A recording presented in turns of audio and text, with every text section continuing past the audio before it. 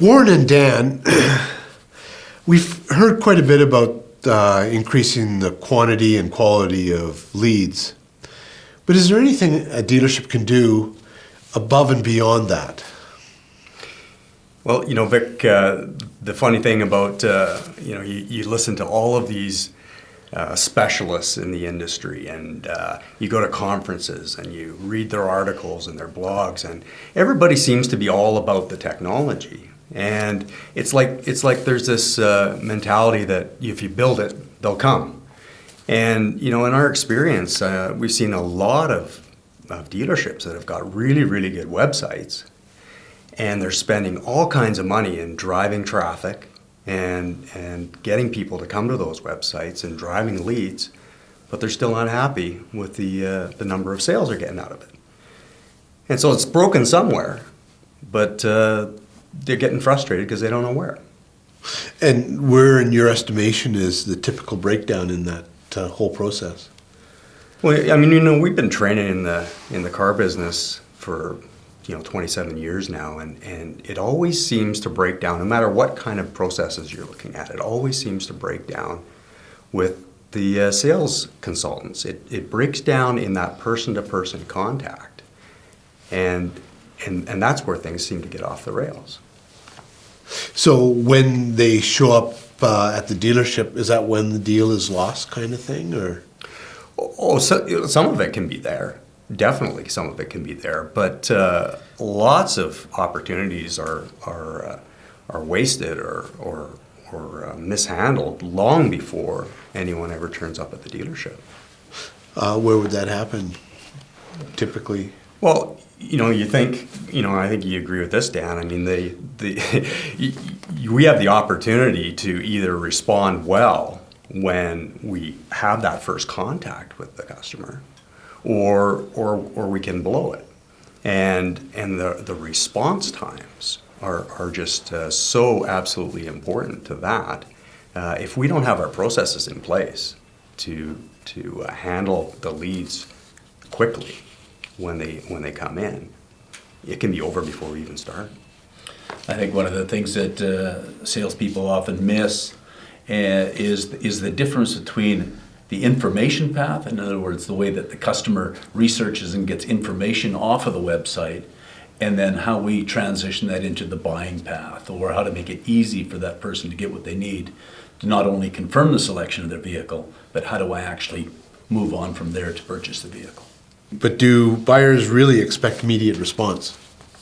Well, I think that companies like Google, like Amazon, anywhere that we shop online these days, we're conditioned to expect immediate responses. I mean, you hit send, right, or you hit buy now, and you expect immediate gratification, like right now. I mean, Vic, you travel a lot. I mean, you're booking airline tickets online, right? You hit send or purchase, and the very next thing you go to your inbox, right? And you look, okay, where's my itinerary? Where's my receipt, right? You want to print your boarding pass. You're doing all those things, and if you go to your inbox and it's not there in 15 seconds, you're hitting send, receive, send, receive. Wow, what's wrong with this thing, right? And that's just the way people are conditioned now. Expectations have changed forever. We figured out how to answer the telephone in three rings, and dealers will make an excuse as to why that it's going to take 2 or 3 hours to get a good lead back to this prospect. But if I don't get that fast response like Warren's talking about, it's just like having a non-answer. And an autoresponder is like that. Autoresponder isn't saying, hey, thanks for your inquiry. To me, it's a busy signal. There's nobody picked up the line. It's an autoresponder. It's dead to me. I'm on to the next. Mm-hmm. So that may sound harsh to some dealers, but you're saying an autoresponder is not part of the whole response. Yeah, it's not about being harsh. It's just customer behavior and expectations are changed forever. So if you're stuck yesterday, you've got to move on from that. I mean, that's so true. I mean, like with those autoresponders, I mean, I would say forget it. Don't even use them unless it's in an after-hours situation, right?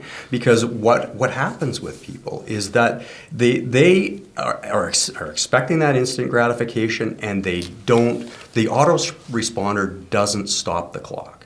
And you know, when I talk about stopping the clock, Vic, I mean, the clock is ticking. Like they hit they put in that lead request, they ask that question of the dealership, they ask for some kind of a response from the website, and they don't get anything back.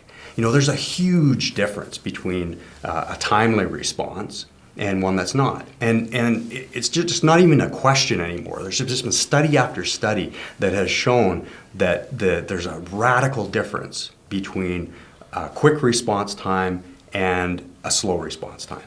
And even if you look at the differences between, say, a 5-minute response and a 30-minute response, it's huge. If you look at the just 5-minute response, 30-minute response, the 5-minute response, you are 100 times more likely to engage in a conversation with that person. You're 21 times more likely to be able to engage them in a sales process, just between 5 minutes and 30 minutes, right? And so then you get some dealers that will tell you, oh, well, gee, 5 minutes, 10 minutes, that's impossible. Well, if you're going to take, 24 hours to get back to somebody, you might as well not even bother. Even 24 minutes is too long. Yeah. Because they've already moved on, right? They have an expectation. So if you don't respond, they're on to the next website, on to the next dealer. And what the dealer needs to understand regarding this is it's not about what we think personally or whether that's going to be a challenge for me as a dealer. How do I logistically handle that with my staff? That's a separate issue from the fact, which is the customer expectation. That doesn't change whether you think it's reasonable or not. So the question is, are you going to put yourself in the groove of success, or are you going to go into a pattern where you're going to accept much less effectiveness out of those leads than you could have had? And on the autoresponder, I just hope my competitors keep using them, because when my staff responds with a very concise, pre-thought out response that's personalized, and it's obvious it's personalized to that customer, in the mix of autoresponders that he gets back, who do you think that person's interested in talking to? And there's the opportunity for the dealer that wants to solve his logistical problems. It goes back to when I remember you and I were in front of a dealer and we were talking about quick response. Yeah. And his telephone started ringing, and you could see he got nervous, right? And he had to go answer that telephone, right? Exactly. And he felt a more need that was more important to talk to somebody on the phone than it was. He was ready to jump over his desk and say, how come someone hasn't answered that telephone call? Yeah, it's really amazing. Yeah. So this should be all part of a dealer's sales process.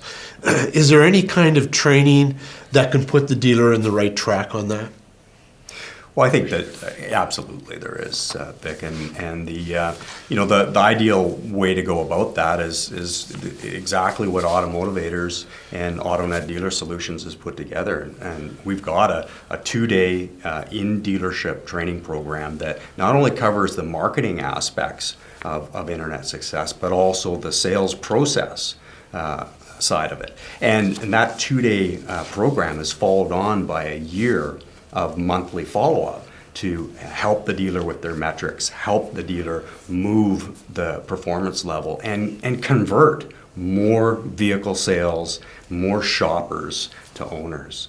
And there's nothing like it in the marketplace today. Actually, our trainers, Vic, that's one of the things that's the most unique about how we bring our people on board. They're not facilitators; they're industry-proven high performers that we've probably had the benefit of training over a period of years.